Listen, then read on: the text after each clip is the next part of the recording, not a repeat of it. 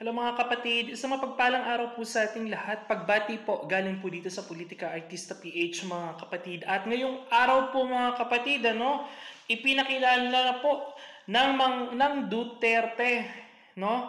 Ni Pangulong Rodrigo Duterte ang kanilang mga pambato sa darating na election po sa 2025 midterm election po sa pagka-senador mga kapatid, ipinakilala na po ng PDP Laban, ang mga kanilang mga kandidato sa darating na midterm election mga kapatid, na ginanap po ngayong araw, February 13, sa Green Hill, San Juan po mga kapatid, na dinaluhan po ni Pangulong Rodrigo Duterte at ang kanilang mga slate po, mga kapatid, at nakita po natin yan. Andyan po at nagkaroon po ng matiwasay at magandang pagdaraos po, ang pagpapakilala po at proklamasyon ng mga kanilang mga kandidato, mga kapatid. Ng mga nakaraan po ay ang Marcos administration at ngayon naman po ang partido po ni dating Pangulong Rodrigo Duterte na nagkandak po ngayong araw ng proklamasyon, mga kapatid. Ang paglulunsad po na ito ay nagbunsod po ng maraming simpatsya ng maraming Pilipino, mga kapatid, at hindi man po pinalad na makabuo ng 12. Sila naman po ay nagkaroon ng siyam na pambato, mga kapatid. Andyan si Attorney Jimmy Bondoc, Bato de la Rosa, Bongo, Rodante Marculeta, JB Hinlo, Pastor Apollo Kibuloy, Vic Rodriguez at si Philip Salvador, mga kapatid, At ayun nga, nagkaroon din po ng pahayag itong si Attorney Vic Rodriguez at ang kanya pong panawagan ay pahiramin po ninyo ako ng inyong mandato bilang tunay at tapat at maisog na oposisyon. Pahiram po ninyo ng mandato bilang tunay at tapat na maisog na oposisyon. Magkaisa tayong maghatid ng bago sa Senado dahil ngayong 2025 posible ang pagbabago. Ayan po natin, alam po natin, isa po ito si Atty. Vic Rodriguez ngayon. Ang dati pong kaibigan ni Pangulong Bongbong Marcos, ang trabaho po sa Marcos administration noon, mga kapatid, ay isa po sa napagbalingan ng galit ng mga Marcos noon at natanggal po sa gabinete ni Pangulong Bongbong Marcos. At alam po natin na si Vic Rodriguez ay isa sa naging executive secretary po ng ng administrasyong Marcos. Ngayon po ay nandito po siya kay Pangulong Rodrigo Duterte, sumusuporta po at nakikita po ang sinseridad ng kanyang pagsuporta sa mga Duterte, mga kapatid. Ang sinasabi po natin dito, tulungan po natin itong mama na ito dahil ito ay may puso at may malasakit din po upang makapaglingkod at gusto pong tumulong sa mga problemang kinaharap po ng bansang Pilipinas. Ay hinihingi po ang inyong pagsuporta, ang hinihingi po ang inyong mga kamay na sila po ay suportahan ngayong 2025 midterm election. Hindi lang po si Atty. Vic Rodriguez, pati po ang mga pambato po ni Pangulong Rodrigo Duterte ay suportahan po natin. Magkaisa po ang maraming Pilipino sa pagtataguyod ng maayos at tapat na eleksyon, mga kapatid. At okay, dumako po tayo dito, mga kapatid. Ito pong kung matatandaan po natin, nagsalita po itong si Juan Ponce Enrile kaugnay po dito sa impeachment po ni Vice President Sara Duterte, at meron din po siyang mga naging pahayag. Alam naman po natin na si Juan Ponce Enrile ay nagsisilbi po dito po sa partido po ni Pangulong Bongbong Marcos, kaya alam naman po natin kung saan po talaga papanig to dahil wala pong ibang gagawin kung si Juan Ponce Enrile kung hindi ipagtanggol po ang kaparapatan ni Bongbong Marcos, at hindi po ito para ipagtanggol kung ano po ang kanilang mithiin para kay Vice President Sara Duterte.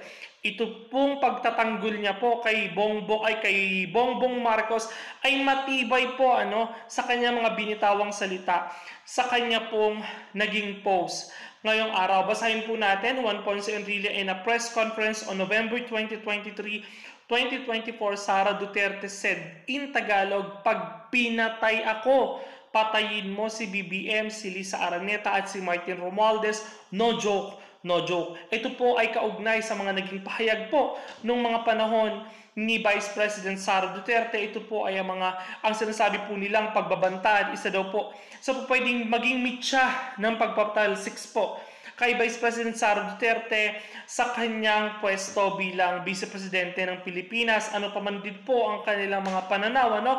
Pakinggan po natin at magpatuloy tayo sa pagbabasa. That statement has serious underlying implication if carries the principal elements of crimes case, which says in Latin, actus non facit reum nisi mincit rea. Ayan po ang sabi niya, in every crime, there must be a guilty act and a guilty mind. In the aforesaid statement of Sara, the guilty act is the command. Patayin mo si BBM, si Lita Araneta at si Martin Romualdez. And the guilty mind is avenge Sara killing should it happen. If an attempt, Sara against Sara, it should be happen, but did not succeed BBM. Lisa and Martin will be immediate and direct suspect, even though there are innocent which would further within the political disruption between the two sides. So ito po yung sinasabi natin, ano? Yung pagbabanta po ni ito daw po yung pagbabanta daw po ni Vice President Sara Duterte kahit wala naman daw po kinalaman si Lisa Marcos, si Bongbong Marcos ay kung ano lang daw po, no, sakali po na may mangyari kay Vice President Sara Duterte, mapatay man po siya or what, kahit hindi naman daw po ang mga Marcos at si Lisa at si Martin ang may kasalanan, dahil nga po sa init ng nangyayari sa politika, sila po talaga ang maituturo, no? Dahil po sa mga naging pahayag po ni Vice President Sara Duterte. So, ayan po ang sabi niya. One, on the other hand, evil and vicious third parties could merely take advantage of this situation, and the weaken, if not destroy, the two sides of the political divided, even some ambitious members. So, ayun nga yung sinasabi natin, ano? May malis or wala, sinadya or hindi, talagang wala daw pong ibang pagbibintangan dito, kundi ang mga Marcos daw po. Ayun ang sabi niya, dahil nga po sa nangyayari pong girian sa politika at sa mga naging pahayag po ni Vice President Sara Duterte, naging bukas po ang isip ng taong bayan. Nakapokus po ang mga tao sa mga naging pahayag po ni Vice President Sara Duterte na kung siya po ay mamatay, ay ang balikan po ay si BBM, si Lisa at si Martin Romualdez.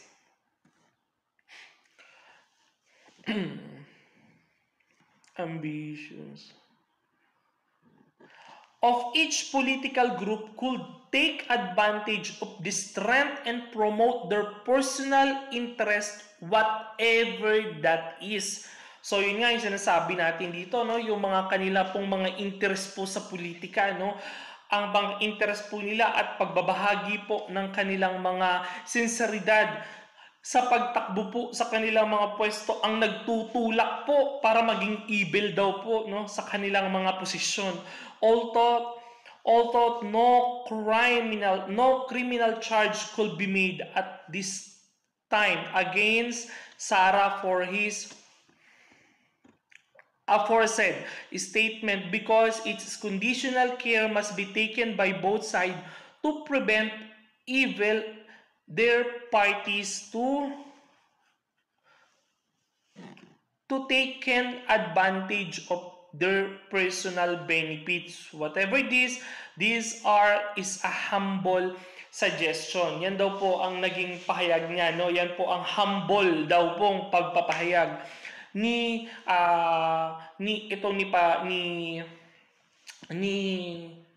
Juan Ponce Enrile, mga kapatid. Ang sinasabi po nila dito, ano man daw po ang pwedeng mangyari, wala daw po talagang, totoo naman po dahil sa mga naging pahayag nga po ni Vice President Sara Duterte, malinaw naman po talaga at nakikita naman po talaga natin na ang kinaharap pong galit at ang galit po na naramdaman ng maraming Pilipino ngayon dahil sa mga naging pahayag po.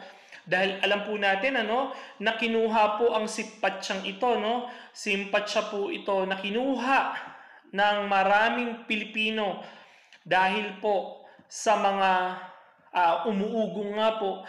At siguro kaya nagpalabas ito si ito si Juan Ponce Enrile ng ganitong pahayag dahil base po sa ginawa pong pagkilos ng NBI at sa naging suggestion nito na pakasuhan po si Vice President Sara Duterte sa Department of Justice. Kaya nakita po natin idinidiin po talaga ng husto si Vice President Sara Duterte para po mapin down po siya sa mga darating na panahon at mapigilan po ang kanyang pagtakbo. Gayun pa rin po, sisigaw pa rin po, ulitin natin, sisigaw pa rin ang maraming Pilipino sa mga po pwedeng mangyari. Hindi po pahihintulutan ng maraming Pilipino ang mga ganitong sitwasyon na po pwedeng mangyari sa ating bansa. Uulitin natin, ang impeachment proceeding po na po pwedeng mangyari kay Vice President Sara Duterte ay nakikita po ito ng maraming Pilipino na hindi po pahihintulutan na ma-impeach po si Vice President Sara Duterte sa mga darating na panahon. So tignan po natin ang magiging takbo, ano po ang magiging galaw, at ano po ang magiging takbo at sitwasyon ng mga darating na pagsubok at darating na eleksyon sa mga darating na panahon. Tignan natin, kaabang-abang po ang mga pwedeng mangyari. Si Vice President Sara Duterte ay ma-acquit ba? Or si Vice President po ba ay matutuluyan sa kanyang pag-alis sa kanyang pwesto bilang Vice Presidente ng Pilipinas at hindi na makatakbo? Dahil yun lang naman po ang gustong mangyari ng mga kalaban sa politika ay mapigilan po siya sa kanyang pagtakbo sa pagka-presidente sa 2028. Malinaw po sa ating lahat yan. Bukas ang ating isipan at nauunawaan natin ang tunay at sinseridad na po pwedeng mangyari at kahihinatnan ng ginagawa po nilang pagpapagipit at pang-iipit po kay Vice President Sara Duterte. Kayo po mga kapatid, ano po ang inyong masasabi? I-komento mo po dyan sa ating YouTube channel at babasahin po natin yan mga kapatid. Maraming salamat po sa inyong pagsuporta dito po sa Politika Artista PH mga kapatid. Maraming salamat po.